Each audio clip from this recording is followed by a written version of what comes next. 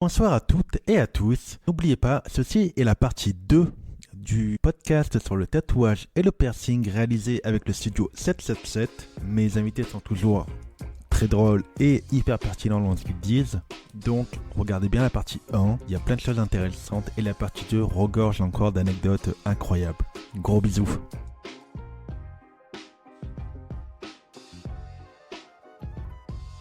Je vais vous donner des demandes improbables des clients. Impeccable. Oh my god. Pour voir de quelle manière vous dites oui ou non. Bon, vous allez dire non, parce que vous êtes quand même des gens professionnels, je pense. Et franc aussi. Franc, Je peux insulter moi ou pas? faut pas insulter. Il a dit qu'il fallait dire non si on veut être professionnel. Donc si t'hésites, tu dis non. Si je veux me faire tatouer le sexe. On commence super fort. C'est déjà arrivé. Moi, On te pose la question, oui, c'est bien sûr. j'ai un pote qui a le sexe tatoué. Ah, il a dû douiller, Bichette. Bah, il m'a dit pas tant. Il a dû mentir.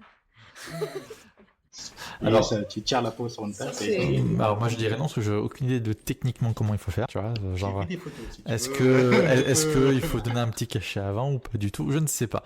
Alors j'ai déjà eu des demandes et des réalisations de pubis féminin, ça ouais, j'en ai fait quelques-uns, 3-4 je crois. Sur un homme, je saurais pas comment m'y prendre. Vraiment, ça techniquement parlant, pas c'est pas une peau plane, hein. c'est Ah, c'est ça, c'est pas le même type de peau. Sur un pubis, c'est déjà tendu, quoi. Alors que là, c'est une toile de tente, quoi. C'est un peu comme une toile de tente, quoi. Par quel bout tu prends le truc, quoi. Des pinces à linge de chaque côté. Attends, que je sois dit souvent. Je dirais non mais pour des raisons purement techniques. Si je veux faire un piercing et qui me sert de décapsuleur. Et en vrai, j'adore l'idée. Alors, moi, je répondrais par une question. Bah, tu veux pas plutôt une bague décapsuleur? Ah ouais. C'est pareil. Hein. C'est moins cool, tu vois. J'arrive C'est dans le lobe de l'oreille là. pas à visualiser. Ouais, déjà. Je sais pas, tu fais sur le téton. Oh waouh. Alors déjà, si t'as pas peur de la douleur, vas-y. Ouais. Déjà. On en fait, en fait. Ensuite, comment? Non, pas du tout. La peau, c'est un truc génial, c'est que c'est ultra solide. Mais Et si c'est tu pas lui technique fais non plus. le truc qu'elle veut pas, c'est ultra fragile.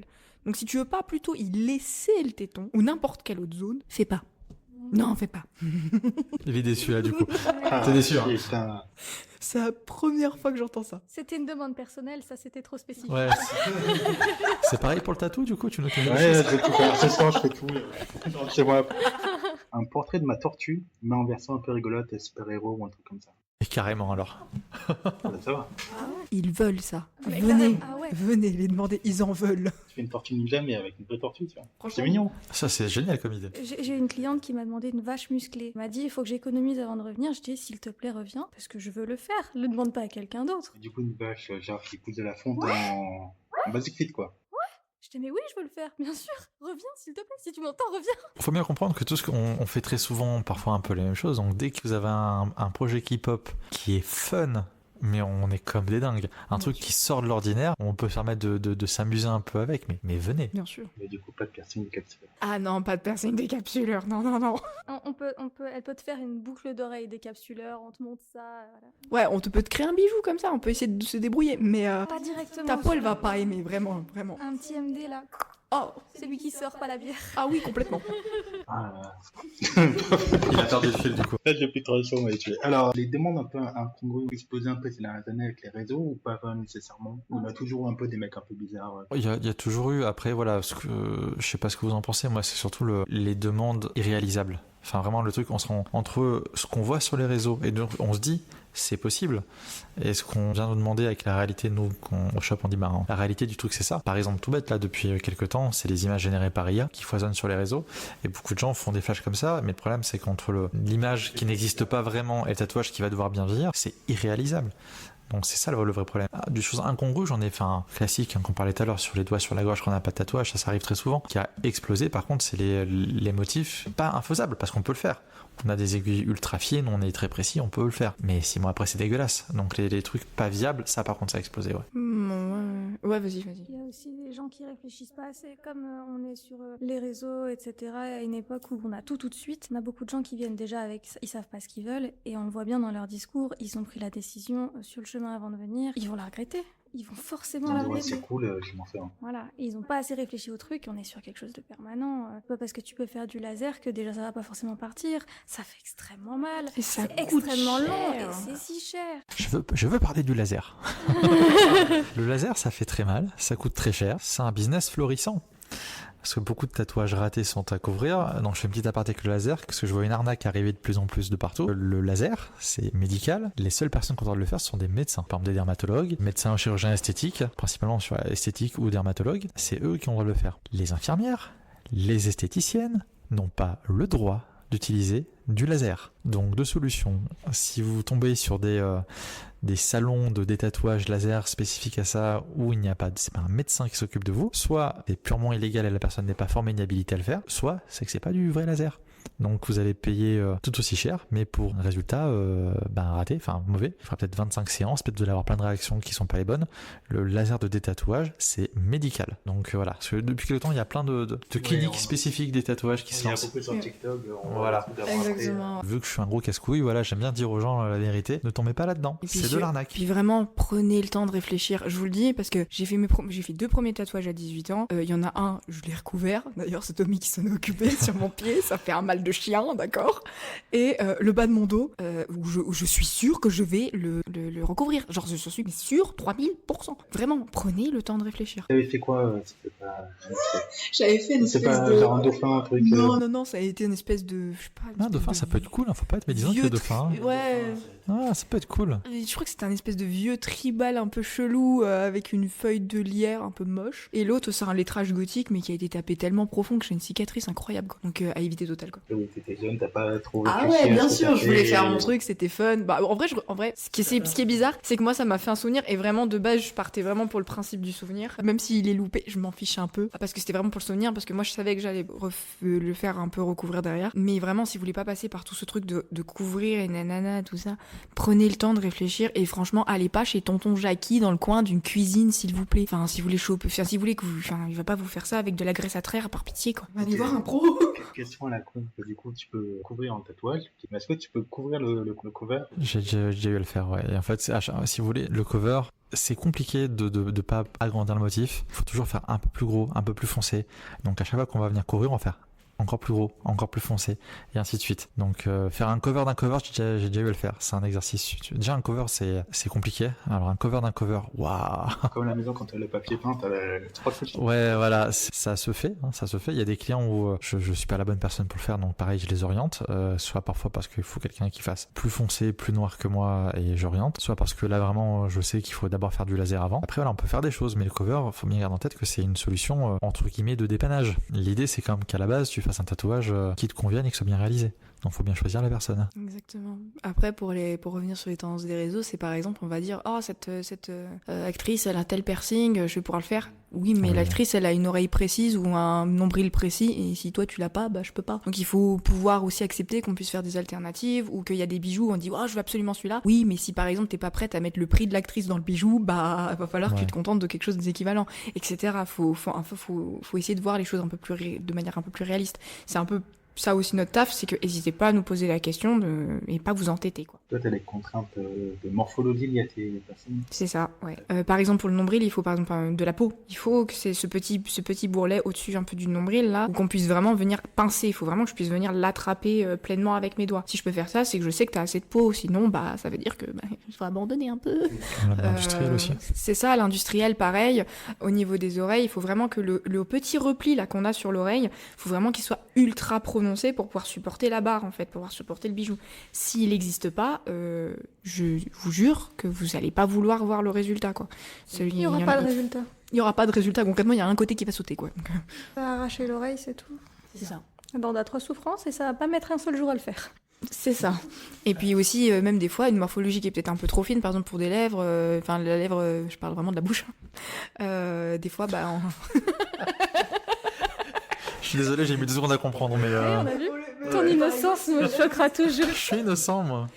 Mais par exemple, si la lèvre est trop fine et que je trouve que par exemple le gestrum, donc celui qui va venir traverser la lèvre ou la braie verticale, si je trouve qu'il va pas rendre vraiment de manière jolie, je vais pas hésiter à le dire en mode franchement sur toi ça va peut-être pas être le truc le plus flatteur, quoi. Il y a d'autres bijoux, il y a d'autres piercings, viens on trouve quelque chose qui te convient. T'entête pas, par pitié.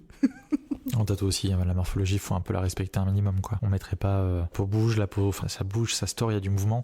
On peut pas mettre n'importe quoi, n'importe où, ça marcherait pas. Pareil, un mec très très balèze qui me fait en dos, tu peux prendre beaucoup plus d'espace que un petit Oui, gaffin de oui. 50 kg. Voilà, ça c'est déjà arrivé pour le coup, que la personne vraiment était ultra large. Mais vraiment ultra large. Et moi, j'avais fait le devis par rapport à son exemple. Il n'avait pas donné les dimensions de son dos. Ça, je vous parle des dimensions, c'est pour ça. Donc moi, je me suis dit, bon, un dos, je prends mon exemple à moi. Ouais, je suis pas très grand, pas très costaud, mais voilà. La personne arrive, c'était The Rock.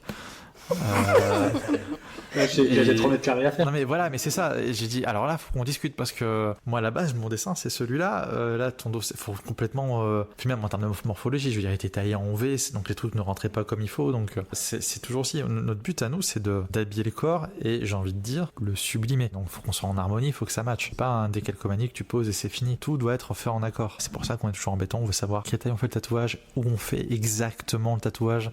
Ça serait presque la Christina Cordula du tatouage, quoi. C'est magnifique. C'est magnifique, ma chérie. C'est ce qu'on doit dire une fois que le tatouage est terminé. Si on peut pas dire ça, c'est qu'on a raté quelque chose. Si on plisse les yeux pour voir ton tatouage, c'est que c'est pas bon. Parlant réseau, on a un peu parlé des parties un peu sombres des réseaux, mais aussi des trucs qui sont cool dans les réseaux. Est-ce qu'il y a des choses qui vous inspirent en termes de mode ou en termes de créateurs ou créatrices, tatou ou piercing? Les bijoux. Oh, les bijoux. Ça délicat. Les bijoux. On voit tellement de bijoux différents, de fournisseurs différents, de créativité différente. Vraiment, il y a des bijoux. Enfin, la dernière fois, je suis tombée sur une paire de poumons, quoi. Je trouvais ça, mais j'ai dit, mais qu'est-ce que quoi? Et j'ai trouvé ça fantastique parce qu'il avait fait un cœur aussi, un cerveau. Enfin, tu peux t'amuser à faire un truc un peu rigolo, un thème un peu sympa pour un médecin, je ne sais pas, sur son oreille, voilà. Ça peut être hyper fun. Je suis tombée sur Bob l'éponge, je suis tombée sur Patrick l'étoile, je suis tombée sur un tas de choses rigolotes. Et vraiment, on peut s'amuser de fou furieux avec les bijoux, créer même des correspondances sur les bijoux, faire des choses un peu drôles. Enfin, là, j'ai croisé une petite tasse de thé avec une théière et ils ont relié avec une chaînette pour faire le thé. Mais oui, tous les jours, donnez-moi ça. Les réseaux, c'est quand même une facilité d'accès à tout et à tout le monde. Je veux dire, moi, je suis assez vieux pour avoir connu la vie d'avant. Il n'y avait pas les réseaux. Hein, ça y est, il commence. Il recommence. Non, mais et les réseaux, ça permet un truc de fou. On suit tous des comptes de tatoueurs, perceurs qu'on adore, qu'on apprécie. Et d'avoir le boulot là, en direct, c'est ultra inspirant. C'est le gros avantage du réseau, c'est ça. C'est l'abondance de contenu et d'inspiration. Mais toi, c'est en permanence. On parlait de Pinterest où tu as plein d'images tout le temps. Ouais, c'est ça fait ton mood board. Pinterest et Google, etc., c'est intéressant quand on cherche des références. Après, je crois qu'aucun de nous n'utilise ça comme réseau de base, donc on sait pas trop comment ça fonctionne. Il y a des gens qui savent gérer l'appli et qu'elle leur propose des trucs qui les inspirent tout le temps. Moi, je sais que par exemple, ça va être Instagram qui va parce que l'algorithme est fait pour me parler et me proposer des trucs. C'est peut-être plus de temps sur Insta, donc il est plus... Ouais, c'est ça. Du coup, ça te propose des trucs et ça te propose... Ce qui est bien avec les réseaux, c'est que ça te propose à la fois ce que tu cherches et ce que tu cherches pas. Du coup, en fait, t'as des nouvelles choses auxquelles t'aurais jamais pensé qui t'arrivent sur la figure et t'es là, ouais, et là tu cliques, il y a tout plein d'autres choses, tu découvres un nouveau monde tous les jours si tu y prends le temps. Pinterest, je sais pas trop comment ça marche, moi j'y vais quand je cherche des références anatomiques ou des trucs du genre. D'ailleurs, petite anecdote drôle sur Pinterest, ce qui a été drôle, c'est qu'on avait posté une photo où justement Chloé est le mannequin. Pour cette photo. C'était un tatouage de Suzon derrière. On avait fait une photo, j'avais essayé de faire une jolie photo. Je me suis fait tatouer par Suzon, qui est une collègue de Chambéry, du coup. Enfin, une tatoueuse de Chambéry. Et c'est sur Béhanche, et on voulait faire une petite photo pour un bijou. Elle avait fait une chaîne de taille. Donc, il fallait prendre une photo. J'étais là, j'ai des tatouages sur les flancs et sur les hanches. On fait un joli truc. On prend une jolie photo qu'on met en collaboration. Et puis un jour, on la retrouve sur Pinterest. Donc, là. Voilà, donc okay. C'est ça, ouais. Elle est devenue une star d'internet. Ça veut dire que quelqu'un a pris la peine de screen l'image, de la mettre dans son board et que plein de gens la repartagent. Ok, je suis content. Ça fait plaisir, surtout que pour le coup, elle a quand même pas oublié de nous mentionner et ça, c'était drôle quand même de voir notre mention en mode. Non, même pas. C'est une personne qui a commenté, qui a reconnu, qui a dit ah tiens ça c'est eux. Et ça c'est marrant, ça c'est très très drôle. C'est un accès à l'information tout de suite, les réseaux, enfin l'internet en général. Donc c'est super cool. Forcément une phase sombre parce qu'on sort tout et n'importe quoi, on est surstimulé tout le temps. Mais c'est un outil super pour bosser, pour progresser, pour voir ce qui se fait. Avant, les tatoueurs de la génération précédente, il fallait aller trouver les magazines de l'un ou de l'autre, c'était rare à en trouver, il fallait aller chercher l'information, fallait physiquement aller chercher l'information, quoi. Déjà, au minimum, tu vas en kiosque prendre ton magazine de tatouage. Voilà, et c'est ça, déjà, on avait un ou deux. Après, il y avait des trucs qui se passaient les uns les autres. Enfin, c'était autre chose, quoi. Maintenant, on a tout dans la poche. Le contre-coup négatif, c'est que maintenant, tout est fait. Ouais. À l'époque où il fallait aller chercher des trucs, tu pouvais inventer encore des trucs ou alors imaginer un truc, tu sais que ça vient 100% de toi parce que tu l'as pas vu ailleurs, Peut-être que de l'autre côté du continent, quelqu'un l'a déjà fait. Mais toi, tu sais que tu l'as créé et t'es content juste pour toi parce que t'es nu et tout ça. Là, on crée plus rien. On a tellement enregistré d'images dans la tête qu'on sait que tout ce qu'on sort, c'est un patchwork de tout ce qu'on connaît déjà, finalement. C'est le métier artistique aussi. C'est pas négatif, mais des fois, t'es content de créer un truc que t'as l'impression de pas avoir vu. T'en fais pas tout un plat, mais satisfaction personnelle, tu te dis... Ça, c'est cool. Ça crée une satisfaction, en fait, une envie d'évoluer aussi. Ça fait comme si... Enfin, tu sens ce petit moment où t'as mis le pied sur la marche du dessus et ça fait plaisir. Voilà. Donc, pareil, même moi, quand je fais des compositions, moi, je trouve que j'ai un esprit plutôt, je dirais, peut-être un peu classique, un peu ethnique, un peu classique. Et pour le coup, il y a plein de trucs avec les strass, par exemple, que j'ai énormément de mal à capter. Parce que, pour moi, le strass, c'est pas naturel dans ma tête. Et par exemple, voir des exemples sur les réseaux fait que, ah ouais, je peux faire ça, ah, je peux trouver peut-être quelle solution, je peux peut-être le mettre plus dans ce bijou-là, etc. Et ça permet de justement stimuler mon imaginaire sur des choses que je connais pas. Donc moi, j'aime beaucoup les réseaux pour ça. T'as une a priori négative sur le strass, alors C'est que ça. peut-être que c'est très bien, et du coup, Alors tu vas peut-être pas. que ça peut être très cool, et moi j'adore poser du strass sur moi, j'ai horreur de ça, mais sur les autres, j'adore. Par exemple, j'adore poser du strass sur Chloé. Ah, moi, j'en ai partout. Ah ouais, Oh, ça brille, je suis une pie, moi. c'est ça. Ouais, c'est pour ça que Elle généralement, si shine on like va a diamond, tu vois, c'est ça, si on va sur mes réseaux, on va la voir de partout parce que concrètement, c'est ma muse. Hein, vraiment, j'adore poser des trucs sur elle. Oui, puis mon visage est toujours à disposition. Tu sais, il faut que je prenne ensuite en photo ce bijou, là, bouge pas.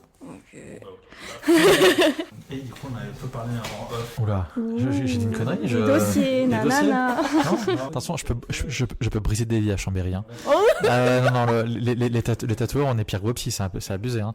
Je peux briser des vies. J'ai des secrets. J'ai des secrets. Oh. Non, c'était pas sur ça, c'est pas le secret. Attends, c'est un prochain épisode. Où est-ce que vous voyez le tatouage et le piercing dans 10, 15 ans, etc. Le métier, comment il évolue quoi. Alors, je vais laisser parler les autres derrière, parce que moi, je suis hyper pessimiste. Alors, moi, je vois ça de deux manières. Déjà, dans le côté positif, c'est que on commence à nous donner de plus en plus de légitimité en tant que professionnel. Dans l'avenir, ça sera plus de gens chez le perceur pour faire des piercings et moins d'horreur, d'atrocités avec les pistolets et trucs comme ça. Mais d'un autre côté, comme c'est beaucoup à la mode, il y en a beaucoup sur plein de sites un peu dropshipping ou sites vraiment crasseux. Voilà, moi je les appelle des sites crasseux, où ils vont acheter cette espèce de pistolet dégueulasse, se le mettre partout et se percer n'importe comment avec des mains sales, ou aller dans des magasins qui sont tellement douteux. Enfin, pour eux, ils sont pas douteux, mais enfin, vous savez déjà que quand vous allez acheter des bijoux chez eux, vous savez qu'ils vont péter dans 2 mois. Donc, à votre avis, en termes de perçage, c'est comment ? Surtout que eux, quand vous allez les voir, quand vous avez quelque chose qui va pas, ils viennent nous voir, ils vous envoient vers nous, les perceurs. Donc, à un moment donné, j'espère que, en fait, dans le futur, les gens se rendent plus compte que si on a certains prix, c'est parce qu'on amène une certaine qualité. Et que, à un moment donné, il va falloir peut-être privilégier un peu plus la qualité. Et j'ai l'impression que les gens font ça. Parce que, par exemple, pour les mamans qui font percer les oreilles des enfants, ça se fait de plus en plus tard maintenant, donc super. Donc de plus en plus tard, donc déjà c'est plus supporté par l'enfant. Ils font des SICA que je trouve vraiment impeccables. Il y a la maman qui regarde, eux ils prennent le soin de le faire parce qu'ils veulent être traités comme des grands. Donc il y a vraiment ce truc pédagogue qui se fait avec le parent aussi que je trouve vraiment trop beau. Après, c'est peut-être un truc de génération où Oui. nous, on est en âge d'avoir des enfants, donc on est plus conscient. Bah c'est ça, c'est pour ça que dès que j'ai l'occasion, j'hésite pas à le dire aux jeunes femmes, à le dire aux jeunes hommes. Si vous avez des enfants un jour, faites-les percer leur premier piercing chez le perceur quand ils vous l'ont demandé à un âge précis. Environ à partir de 10 ans, c'est bien, c'est pas parce que la copine l'a fait, c'est parce qu'ils sentent vraiment ce truc de je le veux vraiment. Et c'est là que vous allez vraiment avoir des vrais moments avec vos enfants. Et vraiment, c'est top parce que même moi, je les vois. Enfin, une fois, j'en ai une, elle m'a fait un gros câlin, je trouve ça trop mignon. Moi, ça m'a fait fondre, hein, vraiment. Et vraiment, j'espère que les gens vont plus privilégier la qualité, quoi. Ce que je vois, c'est que je pense que ça deviendra quelque chose de vraiment encore plus banal que maintenant.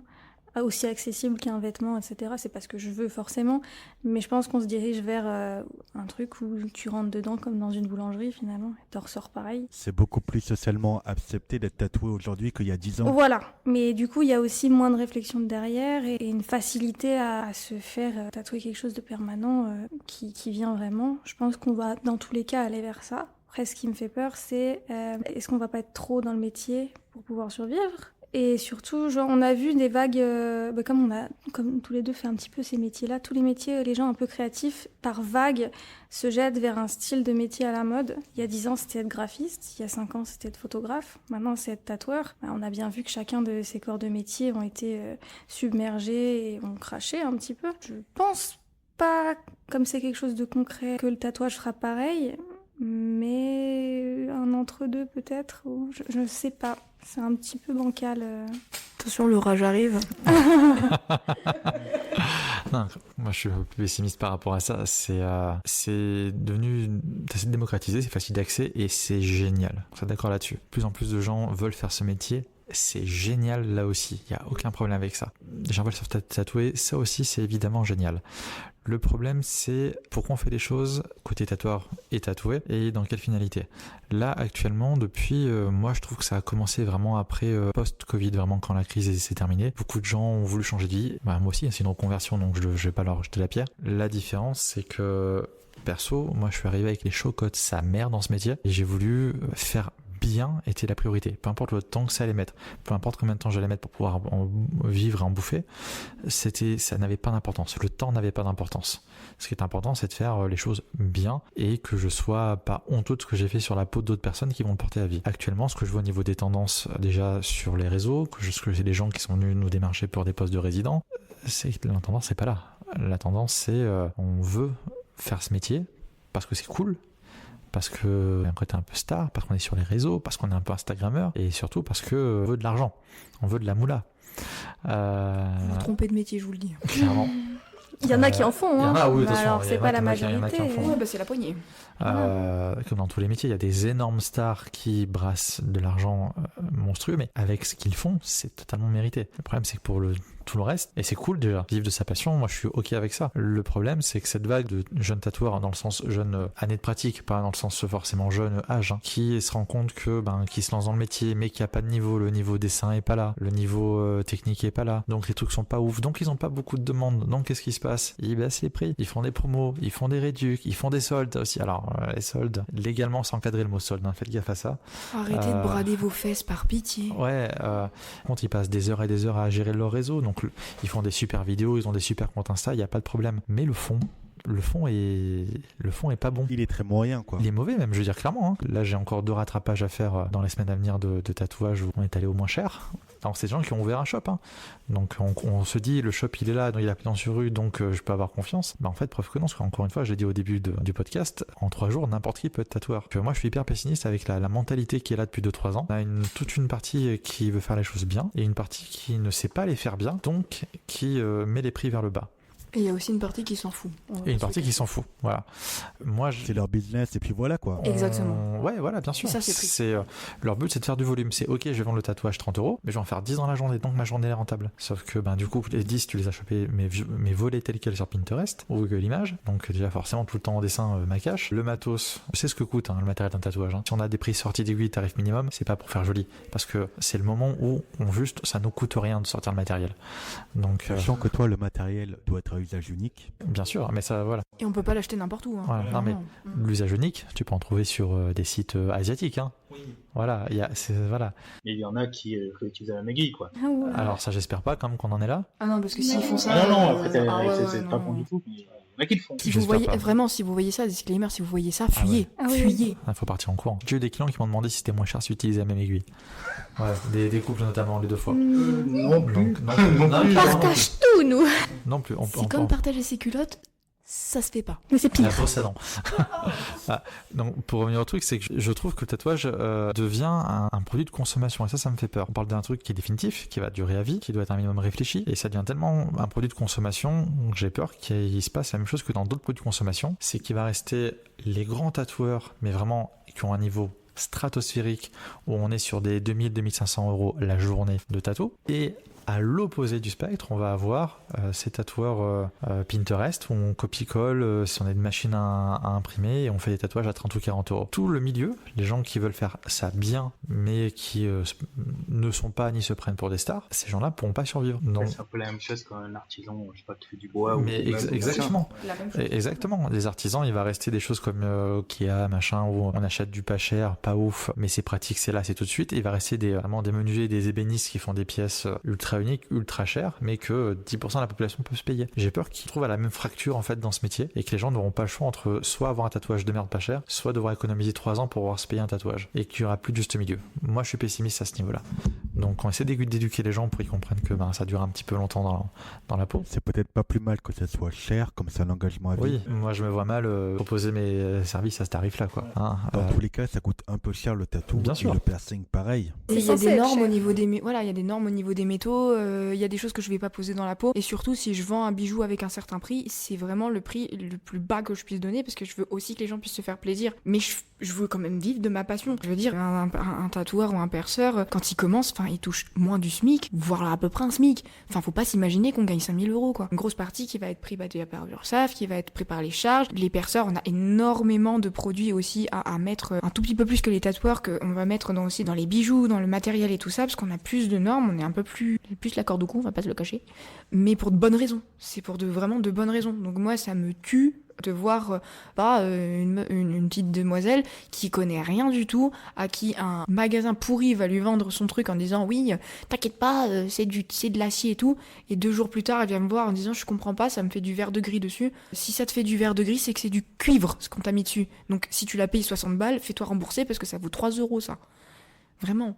Et il y aura des gens qui vont encore avoir ce non-scrupule de vendre ces choses-là. J'en ai vu, et j'ai vu des choses, des gens réputés, des trucs comme ça que je voyais, et je voyais la qualité qu'ils vendaient. Je me disais, mais comment vous pouvez à ce point-là cracher sur les gens, en fait ?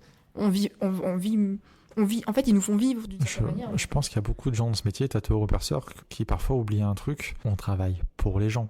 Oui. C'est leur corps, c'est leur peau. Humblement, on fait ce qu'ils nous demandent. Moi, les filles savent, moi j'ai horreur du mot artiste dans ce métier. Il y en a qui le sont. Tatoueurs, des artistes tatoueurs, il y en a qui sont clairement des artistes. On fait que faire la demande d'un client. On est plus proche d'artisans, j'estime, que d'artistes. Il y a des exécutants, avec un petit peu de création au passage. On travaille pour les gens, avec les gens, sur leur corps à eux. Ça demande un peu d'humilité. Exactement. C'était pas prévu dans le conducteur, mais je vais quand même vous poser la question. Qu'est-ce que vous pensez des expos ou des salons dédiés au tatouage ?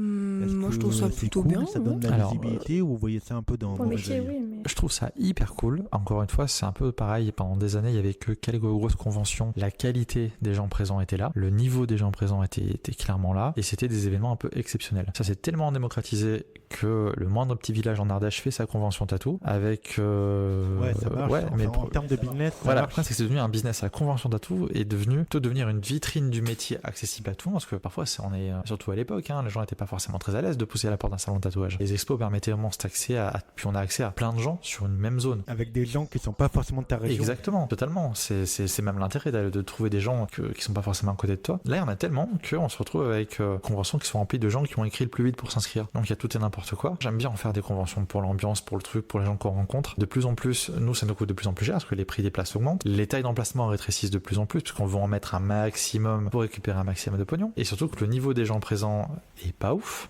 Moi, j'ai dû rattraper des trucs faits en convention, mais c'est hallucinant. Qui a été fait le stand d'à côté. Bien sûr. Donc, pas forcément.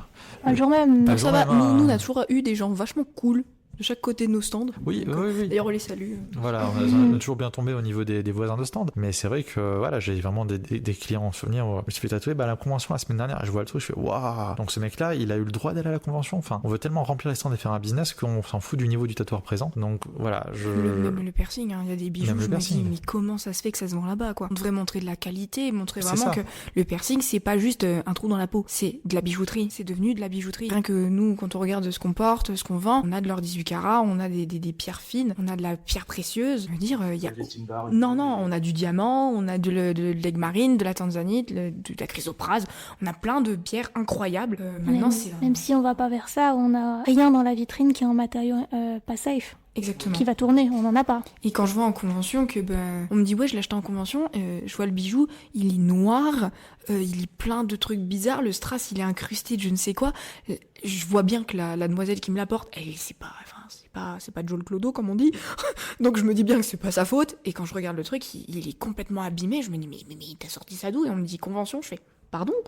Et là, je me dis, ah ouais, le niveau, il descend, quoi. C'est dommage. Ouais, c'est le problème. C'est encore une fois un peu trop au détriment de la qualité. Quand on veut faire du volume, on veut faire de l'argent. Ça devrait rester des vitrines vraiment du haut du panier de notre métier pour donner envie aux gens de s'intéresser à tout ça. Selon la convention où on n'est pas forcément sûr de trouver vraiment cette qualité-là. C'est ce qui est un peu dommage. Dans l'idée, c'est dommage, mais c'est top. Hein. Dans le concept, c'est quand même une sacrée opportunité de rencontrer des gens, de voir des nouvelles choses. d'apprendre des nouvelles choses, de faire se rencontrer des gens de tout et partout. Et puis ça peut être une bonne ambiance en fait. Voilà, de la même manière qu'on va organiser un tout petit salon de tatouage avec juste les gens du coin au fin fond de l'Ardèche, bah, l'animation du truc, elle sera pas terrible. Ça donne pas envie aux gens d'aller dans un plus grand. Ils vont se dire bah c'est la même chose mais en plus cher. Alors que le un peu plus grand qui existe depuis 10 ans, en fait, il sera bien animé. Il y aura de la musique, il y aura des trucs intéressants qui seront racontés au micro. On va faire des vraies présentations. Et ça, c'est vraiment la bonne ambiance. C'est vraiment des trucs très chouettes à vivre et même à visiter de base. Le sérieux casse pas forcément le fun en fait. Non, Clairement pas. Au contraire, Complètement. ça nous donne de la légitimité parce que, je veux dire, avant les tatouages, quand on regarde les années, 50, 60, un truc comme ça, je veux dire, le gars qui est en train de vider sa bouteille de whisky, qu'il avait 3 Marlboro dans la bouche et qui te dit allez assis-toi. Ça, on a cassé cette chose-là quand même. Donc c'est pas pour y retourner. Une génération de tatoueurs qui est arrivée il y a une vingtaine d'années qui a voulu justement démocratiser le truc, donc ils se sont donné du mal. Ils ont cadré les choses, ils ont essayé d'instituer mettre des choses en place pour qu'il y ait un vrai cadre et qu'on arrête d'être vu comme les pestiférés et du métier, c'est pas un criminel, soit t'es une pute. mais clairement, c'est ce que disait mon père, sa génération à lui, si t'étais tatoué, tu étais soit un bagnard, soit un militaire, soit un marin. Voilà, c'était les 3 trucs où c'était un tatouage, je pouvais être que un de ces trucs-là, ou parfois un peu des 3, tu vois. Ouais, c'était mais un peu flou, c'était très flou, mais c'était là, ceux qui travaillent dans la banque n'avaient pas de tatouage, quoi. Moi, des banquiers, j'en ai tatoué, tu vois. Donc Qui arrêtait de tatouer, j'ai trouvé ça ouf. J'étais contente, je me suis dit waouh, enfin quelqu'un qui ça détend, on voit quelqu'un de beaucoup plus ça donne aussi une certaine créativité et ça donne la personne aussi une certaine accessibilité parce que on a plus envie de discuter avec quelqu'un qui nous ressemble un petit peu que quelqu'un qui ressemble à Macron, quoi.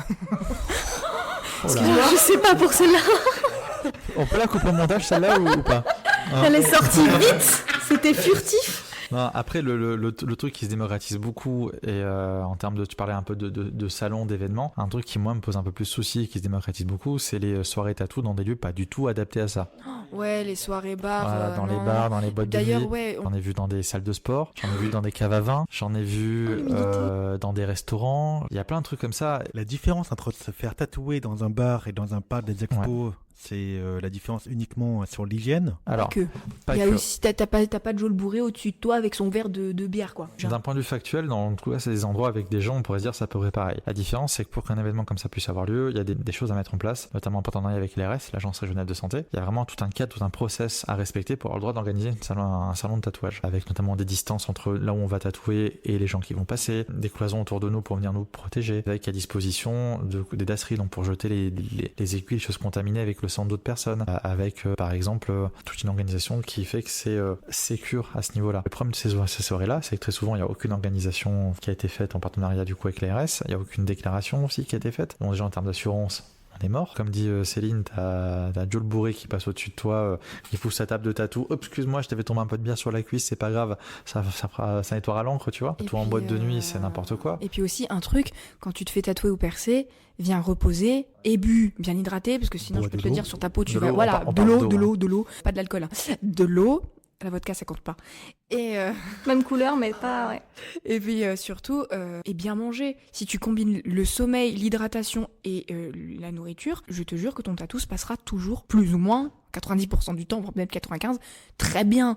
Parce que ça évite les malaises, ça évite le fait d'être trop fatigué, de pas tenir le tatou, que l'encre pénètre pas assez dans la peau, de souffrir pour rien. Ça évite tout ça, quoi. Ouais, voilà, par exemple, on parle aussi du piercing, c'est que même le piercing en salon de tatouage, on a fait du piercing, eux ils ont des box fermées, les cloisons sont lessivables et lavables, vraiment on a la même chose que nous ici en salon fixe, quoi, voilà. Moi j'ai vu du piercing fait vraiment comme ça à l'air libre, ou dans une cabine façon cabine essayage qu'on a sur les marchés en tissu, là, vous voyez, ce genre de choses. Et donc là, ne serait-ce que pour l'intimité des clients, c'est n'importe quoi. Et le problème très souvent, c'est que ces trucs-là, ils sont faits sans l'accord de l'ARS, ils sont pas au courant. Et le jour où ça va leur tomber dessus, parce que bon, l'ARS, nous on a eu beaucoup de téléphone quand on a mis le shop en place pour savoir ce qu'il fallait faire et pas faire pour faire tout bien. Le jour où ça va tomber, ça va faire bizarre, quoi. Non, ces événements souvent ne sont pas déclarés, ne sont pas aux normes d'hygiène. Et très souvent, les tatoueurs sérieux n'acceptent pas forcément toujours d'y aller parce qu'ils savent qu'ils sont border en termes de réglementation. Donc vous avez plus de chances d'avoir une bouse sur la peau que d'avoir un truc de qualité. Et puis surtout, si tu te rappelles pas que t'as fait un tatou le lendemain, c'est que c'est pas bon signe. Ouais. C'est fin de soirée, 2h du matin, t'es en mode allez, je me fais un tatou. On passe notre temps à dire aux gens n'ayez pas bu d'alcool avant de venir. Si on fait un event dans un bar, ta clientèle, c'est forcément ceux qu'on bu. Donc... Nous, on était approchés par une boîte de nuit et 3 bars depuis qu'on a ouvert. pour faire un événement comme ça. Chaque fois, j'ai fait la même chose, donner la liste sur le site de l'ARS. Voilà ce qu'il faut que vous respectiez, les démarches à faire, les dossiers à remplir pour légalement on ait le droit de venir tatouer en dehors de notre shop. Jamais une nouvelle. Et leur soirée a bien eu lieu avec d'autres personnes. Ouais, je dis pas que c'est pas fun. Nous, on veut bien faire des choses fun. Mais le truc, c'est qu'on veut faire des choses qui sont sécures pour les gens. Et pour nous aussi. Mais pour Faut nous, pas je veux dire, oublier. voilà. C'est une infraction cutanée, c'est dans la peau. C'est pas pour rien que je dis va pas te baigner à la piscine derrière. Parce que si tous les champignons dégueulasses qu'il y a sous les ongles de Carlos Le Clodo de la piscine, va mettre les pieds dedans, toi tu vas plonger dedans avec ton piercing tout propre, ça passe dans ton sang. Si tu chopes une infection du sang, prie tous les dieux que tu connais. Moi, je peux rien faire. J'ai une question hyper importante et en plus de la part d'une internaute. Est-ce que c'est toi? Non, ce n'est pas toi. Peut-être dans des musical littérature pour Barna. Voilà. On va lui dire bonjour, on a une spectatrice, une squatteuse. Quelle est l'anecdote, entre parenthèses, le tatou? Que le tatou, hein, pas piercing, tu t'en fous. Rien à foutre de Céline. Tu dis ça parce que je suis de couleur, c'est ça? La balle. Il peut le dire, on est cousins. Du coup, quelle est l'anecdote qui vous a le plus marqué? Qui a le plus marqué? Ouais, Ça va rien dire en plus ta phrase. Quelle est l'anecdote qui a le plus marqué chacun des tatoueurs? Et pas le perceur. Ouais, non. Je suis au coin, moi. Je suis en pénitence dans le coin. Je sais. Tu te rappelles le carré bleu? Alors là, c'était fantastique. Dans le shop où on était avant, on avait une chargée d'accueil, une secrétaire, on va dire, qui s'occupait de prendre nos rendez-vous pour, on va dire, 80% des clients. Et donc voilà, et très souvent, moi, j'avais eu aucun contact avec le client en amont, et je découvre quelques jours ou parfois quelques semaines avant sur mon planning ce que j'ai à faire. Et là, je vois que j'ai un rendez-vous avec un monsieur où il est écrit carré bleu 2 cm sur le scrotum. Voilà, exact. Quoi. Et donc là, je suis un petit peu, comment dire. Vous voulez qu'on situe la zone ou... Je vous laisse voir sur Google la question. Je suis un peu étonné de ce projet-là. Je dis, tu es sûr que c'est bien ça? Elle me dit, oh oui, hein. J'étais étonné aussi. Il m'a dit ça. J'étais certaine, ouais. Puis un jour passe, 2 jours passe. Je me dis, j'ai rendez-vous dans 3 jours avec ce monsieur. Son carré bleu, ça m'intrigue quand même. Donc je me permets de lui téléphoner. Donc voilà, je le prénom monsieur, je dis voilà, je viens de découvrir la fiche client, je vois qu'il y a ça. Et niveau emplacement, il y a marqué scrotum. Le mec, il prend un fou rire au téléphone, mais je crois qu'il a failli faire un arrêt cardiaque tellement il arrive. Et il me dit alors non, moi je parlais du sternum. Voilà. Donc pas tout à fait, on a quelques centimètres d'écart quand même, mine de rien. Et du coup voilà, j'ai pu faire son carré bleu qui était une référence à un épisode de Love, Death and Robots, voilà. Pour ceux qui ont vu, là c'était la saison 1. Saison 1, ouais. Au sternum. Voilà, et au sternum et non pas au scrotum. Donc voilà Il y a d'autres trucs de ce niveau-là? Waouh, non mais là. C'est imbattable, un truc comme ça, c'est une fois dans une vie, tu vois. Oh, quoique je peux peut-être te battre avec une... J'en ai une. Mais on a dit pas les perceurs. Le public n'est pas d'accord. Je vais le dire, je sais pas si c'est totalement dans le sujet, mais moi j'ai quelqu'un qui m'a demandé un jour bonjour, je voudrais me faire tatouer sur le bas-ventre. Mais encore. En fait, sous le ventre, mais bien en bas là quand même. C'était un homme, bien sûr. Mais c'est un peu bas, je peux vous envoyer une photo de la zone si vous voulez. Je dis, non, j'y tiens pas particulièrement. Il me dit, est-ce que vous faites ça? Et je suis là, laine, tout ça, moi j'étais toute nouvelle, je sais, c'est une zone compliquée, laine, tout ça. Je fais pas, je trouvais ça bizarre, mais dans tous les cas, je dis, mais je peux vous rediriger vers mon mentor, qui du coup, lui est plus expérimenté et fait les zones un peu compliquées. Laine, etc. Ah non, je préférerais que ce soit pas un homme qui me le fasse parce que ça me gêne. J'étais là, ça vous gêne, mais ça vous gêne pas si c'est moi. Oui, parce que c'est vraiment très en bas, vous comprenez, et je suis assez bien fichue de ma personne et ça me met mal à l'aise qu'un autre homme le voit. Le melon. Je lui dis, du coup, ça vous met plus mal à l'aise qu'un autre homme voit votre anatomie de laine que moi, une jeune fille. Ah oui. Du coup, j'aimerais que ce soit vous. Mais je vous ai dit que je pouvais pas. Vous êtes sûr? Ça s'est arrêté là. Je lui ai dit, je vous redirige vers mon collègue masculin parce que je peux rien faire pour vous. Bien évidemment, il n'en a jamais entendu parler. Et il a pas pu t'envoyer la photo, il est déçu du coup. J'ai dit non et étonnamment, par rapport à ce qu'on a l'habitude, je n'ai pas reçu la photo après avoir dit non. Je salue l'effort. Voilà, c'était mon anecdote. C'est un peu plus haut que le scrotum. Alors, le piercing. Alors moi, c'est une anecdote qui a fait rire toute ma famille. Parce que pour le coup, je l'ai fait un peu en mode One Woman Show, donc c'était très drôle. J'ai mimé, quoi. J'étais, donc c'était dans l'ancien shop où on était, et j'étais ce jour-là toute seule, je me rappelle. J'avais pas encore totalement commencé ma formation tatou, et je reçois un appel. Piercing. Oh là là, ça y est. Ouais, ça c'est commence. en point de tête, ouais. Ça y est, ça fait de la crinière. Pour le coup, donc j'étais toute seule et ma formation de piercing avait commencé à peine un petit peu. Donc je reçois un appel et en fait c'est un monsieur au téléphone qui me dit oui bonjour, est-ce qu'on peut faire une allergie aux métaux? Donc moi je lui dis oui si c'est pas un métaux implantable, donc vraiment fait pour la peau. Bah ouais, vous pouvez peut-être faire une petite allergie, ça peut être possible. Pourquoi? Je regrette ma question d'ailleurs. Et il me fait non mais parce qu'en fait alors je vous explique, et là j'ai senti excusez-moi du terme la douille arriver quoi. Heureusement il y avait personne, vraiment je suis passée longtemps avec au téléphone, et il me fait alors je vous explique, l'histoire c'est que j'ai eu un truc avec ma copine, je l'ai trompée, donc déjà je commence à me décomposer. C'est bien. Et voilà. Je veux Ouais, dire, ça me regarde pas, tu je vois. voulais dire, Et j'étais là, on j'ai sait des commencé choses, à on peut bugger. briser des vies, hein, nous. Hein. Et il me fait, alors j'ai trompé ma copine et en gros j'ai des piercings au niveau donc du pénis. Elle m'a posé un dilemme, c'est que soit je me laisse mettre un cadenas, soit elle s'en va. Hein? Oui, donc le monsieur avait un cadenas au niveau du pénis. Donc il l'empêchait de pouvoir avoir une érection. Jusque-là, franchement, je ne kink shame personne. Vous faites ce que vous voulez, mais juste enfin, Te mettre pas dans la sauce, quoi. me mets pas dans la sauce, c'est pas mon truc.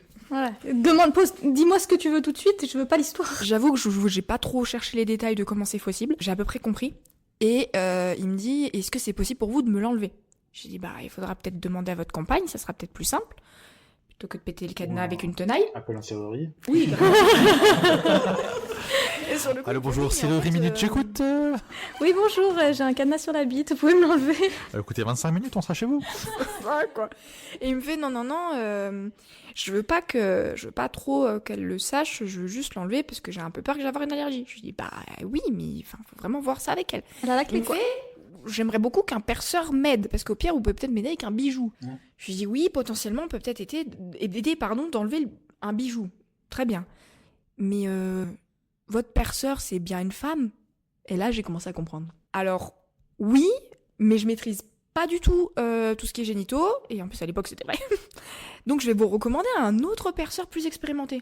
Non, mais je veux vraiment que ça soit vous, je sens que le feeling passe bien, j'ai pas envie que ça soit un homme qui me touche, quoi. Et je lui dis, en fait ça va être un petit peu compliqué, j'ai un collègue donc moi qui maîtrise ce genre de choses, il est sur Lyon, d'ailleurs je lui fais de gros bisous, il s'appelle Gros Ben, vous pouvez aller le voir, c'est un grand monsieur barbu, vous allez l'adorer.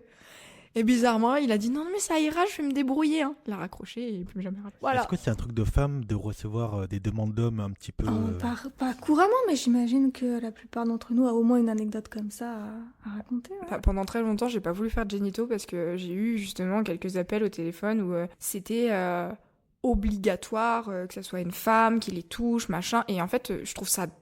Je suis désolée, hein, mais c'est terriblement malsain. En fait, vous pouvez avoir n'importe quel kink, vous pouvez avoir n'importe quel mode de vie, envie surtout, ça ne nous gêne pas, mais en fait, il faut qu'on ait une certaine distance et respect. Vraiment, on a besoin de ça, parce que moi, ça me dérange pas du tout de faire des piercings génitaux, parce que c'est technique, c'est vraiment enrichissant en termes de technique, en termes de métier. Même d'esthétique. Hein, Voilà, et d'esthétique, ça peut être aussi très joli et tout, moi j'aime beaucoup.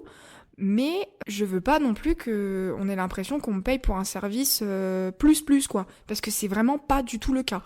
Que tu aies ton propre, vraiment ton truc avec, vraiment tu prends ton plaisir où tu veux, enfin tu fais vraiment ce que tu veux, mais que tu ne me l'imposes pas parce que ça ne me concerne malheureusement pas pour toi. Voilà, c'est juste ça. Mais Non, vraiment le sinon c'est professionnel ok. concerné, quoi. Hein. Pour chaque service, il y a un professionnel, va voir le bon. Ils existent tous. C'est pour ça que pour le coup, nous ça nous dérange pas. Enfin, je veux dire, nous on va pas vous rironner si vous nous demandez des conseils. Par contre, faut respecter aussi le fait qu'on puisse refuser si on n'est pas à l'aise, par exemple. Ça peut être justement une des raisons qu'on puisse refuser. Quoi. T'as pas eu de demande Non, je suis vachement plus tranquille, moi. Non, mais c'est fou. Vis-à-vis de ça, les hommes, on est quand même vachement plus tranquille, je pense. Hein. Bon, après, ouais, j'ai pas le physique de Ryan Gosling non plus. Hein. Faut dire ce qu'il y a. Non, mais puis aussi, on va pas se le cacher, Ok, t'es merci, quand même sympa. très respectueux. On va pas se le cacher. Vraiment, si vous cherchez un tatoueur qui est très respectueux, je fais pas trop de pub, mais Tommy, quand même, vous pouvez y aller. Non, mais c'est hyper important. Enfin, on est client ou cliente dans un acte de tatouage au piercing, il y a une certaine vulnérabilité qui est là. Donc, à nous d'être le plus pro possible et à ce niveau-là, quoi. La question un peu à la con, mais par exemple, Il n'y a pas de question à la con hein, en tatou. Hein. Non, mais tatouer les seins ou tatouer près du vagin. Comment tu fais pour que la dame soit à l'aise? C'est quand même compliqué, tu vois. Déjà, je pense qu'il faut dédramatiser le truc, pas en faire tout un flanc. C'est un tatouage comme un autre. Pour l'anecdote, la première fois que j'ai fait un pubis, c'était en pleine convention de tatou. Ouais, cette convention, je laisse des flashs pour que les gens prennent un flash. Donc, une demoiselle avait pris un flash, c'était une petite fleur de cerisier. En fait, voilà, c'est la dernière cliente de la journée. Je lui dis, ben voilà, le dessin il est prêt, où est-ce qu'on le fait? Et puis elle me dit, ben là. Et là, je fais, ben là, c'est-à-dire là? Ben oui, là. Ben, en fait, on est. Enfin. Pour ceux qui ont vu des conventions tatou, hein, on est devant tout le monde, quoi. Donc, non, mais non, ça me dérange pas. Donc, ben voilà, on tire le sous-vêtement le plus possible pour que ça reste caché, mais que j'ai accès à la zone à tatouer quand même. Et voilà, puis il y avait son compagnon à côté qui était là. Et donc, moi, je faisais un peu le dos large pour essayer de la protéger visuellement, dépassant le plus possible. Il y a des gens que ça dérange absolument pas. Quand on fait, par exemple, un tatouage sternum, ce qu'on appelle les underboobs aussi, chest, là, j'ai vraiment besoin d'avoir accès à la zone. Donc, généralement, on ne peut pas avoir de sous-vêtements. Donc, oui, évidemment, il y a de quoi cacher la poitrine, c'est hyper important. C'est voilà, donc soit c'est des cache-tétons, soit je donne des opalins et du sparadrap pour bien se protéger, mais c'est évident qu'on essaie de garder au maximum l'intimité de nos clientes. C'est normal. Ben c'est normal, c'est évident. Je veux dire, le but c'est d'être à l'aise. Il faut qu'on puisse totalement se sortir de ce truc-là où tout de suite il faut sexualiser le truc. Pas du tout. On fait un boulot et voilà. Ouais, pour nous, c'est de la peau, hein, concrètement. Oui, Même bah. quand je fais un piercing au téton, je dis tout de suite, t'inquiète pas, je sais que ça fait mal, ça peut être un peu impressionnant, mais t'inquiète, pour moi, c'est de la peau. Enfin, vraiment, je vais pas commencer à essayer de toucher ou quoi que ce soit. Ça, c'est impossible, c'est inconcevable. On prend le temps, quoi. Ouais, c'est ton boulot. Oui, C'est ça, nous, mais voilà. Moi, je fais beaucoup de blagues pour essayer de dédramatiser, rendre le truc plus fun. On en a déjà parlé, mais souvent c'est moi le plus gêné. Hein. On en a déjà parlé. Ouais. Il y a eu des clientes qui s'en foutaient, qui voulaient rien mettre. Je disais non, hors de question que tu mettes rien pour protéger. Enfin, non, bah non, si tu, non, tu, Un truc. voilà, tu mets quelque chose quoi. Nous, ce qu'on veut, c'est juste que tu te sentes en sécurité automatiquement et que tu te sentes vraiment que tu puisses nous parler si t'as besoin, donc vraiment en confiance. C'est nos 2 maîtres mots. Si on sent que t'as le moindre gêne ou quoi que ce soit, on fera tout pour te mettre le plus à l'aise possible et pour qu'on puisse faire notre boulot en même temps. C'est En tout. plus, on a une clientèle qui est quand même Majoritairement féminine, quand même. 80% féminine. Ouais, vraiment. Beaucoup. On sort en tatou, en piercing. Hein. Une moyenne d'âge principalement qui, on va dire, qui est de 18 à 25-30 ans. Enfin, jeune, pas trop, Bah, mais comme jeune. assez adulte. jeune, voilà, jeune adulte. Donc, si on ferait les choses de façon chelou, je pense que ça se saurait très vite et on aurait beaucoup de personnes qui viendraient. Avant de conclure l'épisode, est-ce que vous pouvez me dire déjà où vous retrouvez sur les réseaux? Bah, sur les réseaux, Instagram, Facebook, je sais pas vous, mais alors moi, j'y vis plus du tout depuis très longtemps. Voilà, donc Instagram, Déserter la zone. on n'a pas encore de site internet du shop, faudrait qu'on s'en occupe. Mais voilà, vous nous trouvez sur les réseaux, le shop, donc c'est le Studio 777. De là, vous avez dans la bio les comptes de tout le monde, donc c'est facile après à retrouver, quoi. Allez, les follow. Exactement, Instagram. Merci en tout cas, toi et le public. Merci à toi. Pour ce moment, d'ailleurs d'émotions, de techniques et surtout qu'il y a quand même une vraie histoire et un vrai métier derrière tout ça. Si vous voulez découvrir le métier ou prendre rendez-vous, vous pouvez déjà aller au shop, tout simplement, ou vous faire un petit mail. Mail de briefing pour savoir les progrès de chacun et chacune si vous le souhaitez. On va se retrouve très vite en tout cas pour un nouvel épisode. Et d'ici là, ce qu'on peut leur dire, mangez des pizzas. Les pizzas, c'est la vie. Prenez ça doux et hydratez-vous. Buvez de l'eau. Beaucoup d'eau. Beaucoup d'eau. Dans 20-30 ans, il n'y en aura plus. Dans 20 ou 30 ans, il n'y en aura plus. J'adore l'eau, dans 20 ans, il n'y en aura plus. Pas de même.